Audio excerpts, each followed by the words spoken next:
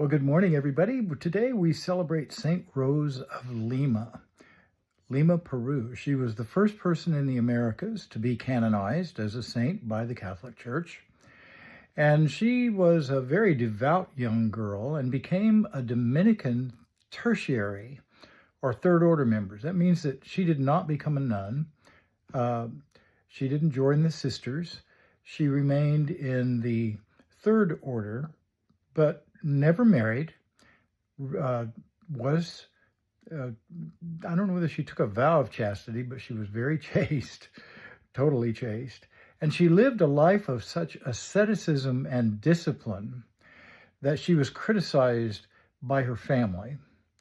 And she was also criticized by the local church. This often happens when people come and they're extremely zealous.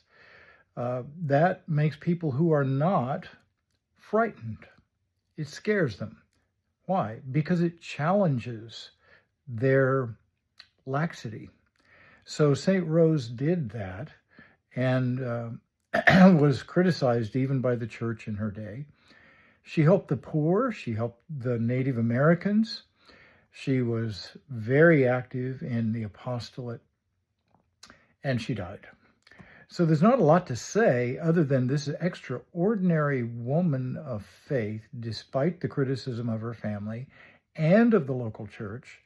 She continued as an obedient tertiary or third order member of the Dominican family, and she lived an intense life of asceticism, discipline, and prayer, and she carried out an extremely successful ministry to the poorest of the poor, to the Native Americans there, and she was loved.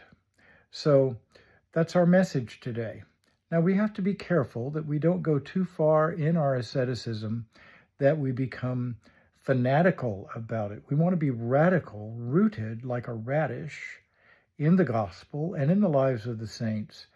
But we don't want to be fanatical, which means we grab on to some external of their of the gospel or some external of the lives of the saints and push it to an extreme, an absurd extreme.